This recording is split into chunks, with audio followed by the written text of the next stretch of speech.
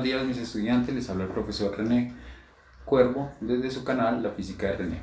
El día de hoy vamos a complementar la segunda parte acerca de la primera ley de Newton. Esta ley nos quedó pendiente algunos conceptos. El primer concepto que necesitamos es el de fuerza neta. Fuerza neta. Y cuando hablamos de fuerza neta, lo que estamos hablando es básicamente de una sumatoria de fuerzas. Entonces, la sumatoria de fuerzas, que es fuerza 1 más fuerza 2 más todas las fuerzas que se hagan presentes en un cuerpo. Eso es lo primero que vamos a tener en cuenta muchísimo más adelante cuando vayamos a hacer ejercicios y necesitemos hacer sumatoria de fuerzas. Y lo segundo es hablar acerca de la ley de Hooke. La ley de Hooke se aplica en resortes, ley de Hooke, y fue explicada por un científico inglés que se llamaba Robert Hooke. Robert Hooke, en el siglo XVII, o sea que fue contemporáneo con Isaac Newton. Y esta ley simplemente relaciona la fuerza, una constante de elasticidad y la distancia que se comprime o se estira un resorte. ¿Qué nos dice esta ley? Que la fuerza es directamente proporcional a la distancia que se estira o se comprime un resorte, unido por una constante.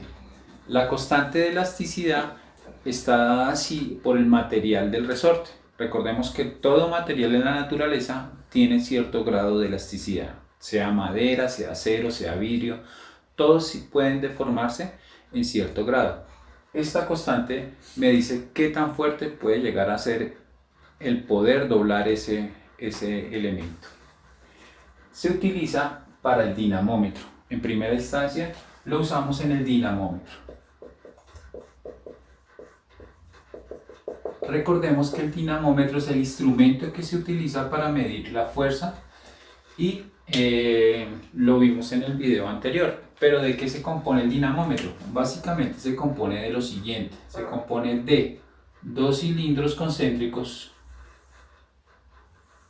unidos por un resorte. Entonces aquí voy a colocar un cilindro,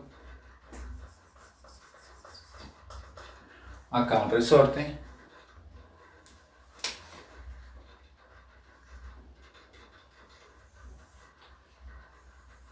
el segundo cilindro tiene una escala de valores que arrancaría desde 0 y dependiendo pues de este resorte la escala cambiaría.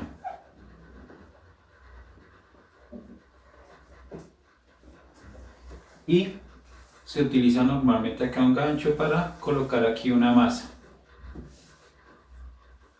que la masa pues lo que hace es que se estire el resorte y es la que se encarga de aplicar la fuerza. Bien, pero podemos ver un ejemplo acerca de esto para que quede más claro este tema. Entonces, se tiene un resorte, voy a dejar acá un resorte con las siguientes características. Entonces, el resorte con las siguientes características.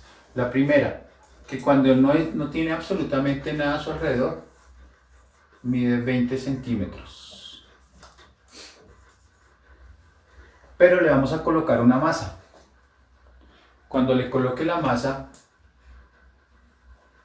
el resorte va a tender a estirarse.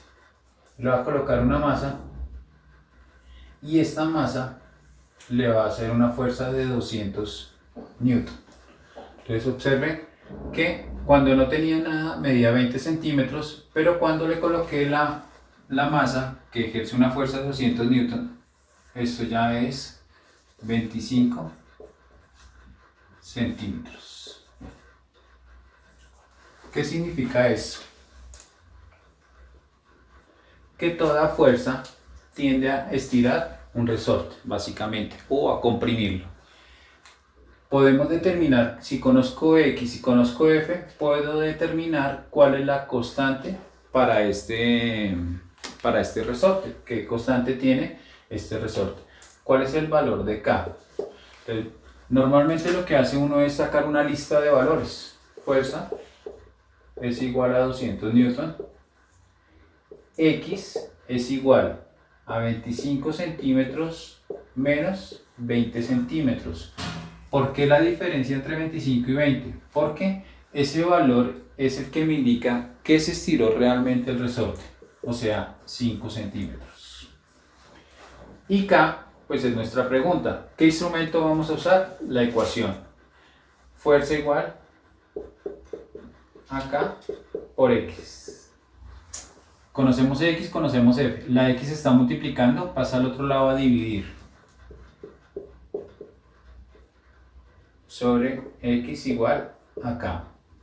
Y aquí podemos colocarlo. 200 newton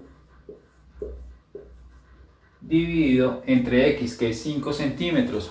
Pero 5 centímetros tenemos que pasarlo a metros. Recordemos que estamos en el sistema MKS. 5 centímetros en metros es igual a 0,05 metros. ¿De dónde saco yo este valor? Dividiendo 5 centímetros entre 100. Un metro tiene 100 centímetros. Ahora nos queda que 200 dividido entre 0,05 es igual. 200 dividido entre 0,05 igual a 4000. Entonces la constante K es igual a 4000, las unidades newton sobre metro. Bueno, con este mismo ejemplo podemos hacer algo diferente. ¿Qué fuerza necesitaríamos para que la elongación no fuera de 5 centímetros y 8 centímetros, sino 8 centímetros? La pregunta aquí es, ¿la fuerza sería mayor o menor? ¿Con menor fuerza se estira más o con mayor fuerza se estira más? Entonces, ¿la respuesta cuál sería? Vamos a ver. Para determinar X usamos la misma ecuación, sino que ahora la K que está multiplicando pasa a dividir. Entonces, para determinar la fuerza, ya conocemos la K y conocemos X. Hacemos simplemente la operación. Fuerza es igual a K multiplicado por X. K es, lo acabamos de hallar, 4000 newton sobre metro, multiplicado por 8 centímetros, que es lo mismo que 0,08 metros. Mismo proceso que para los 5 centímetros. 0,08 metros. Por lo tanto, la fuerza que se debe aplicar es la multiplicación entre 4000 y 0,08, que yo calculo que es como 320, por 0,08 igual a 320 newton. 320 newton. Ya no son 200. 200 se utiliza para que se estire 5 centímetros, 320 newton para que se estire 8 centímetros, para que la elongación sea mayor. Entonces llegamos a la conclusión que para que la elongación sea mayor, la fuerza tiene que ser mayor. Eso significa que son directamente proporcionales. Por último, ¿qué pasaría si en vez de que para que se estirara 5 centímetros se estirara los mismos 5 centímetros pero con una fuerza de 300 newton? Es decir, un resorte diferente. Sería bueno que ustedes lo hicieran en la casa, solos. Lo voy a dejar indicado acá y se los voy a dejar como interrogante.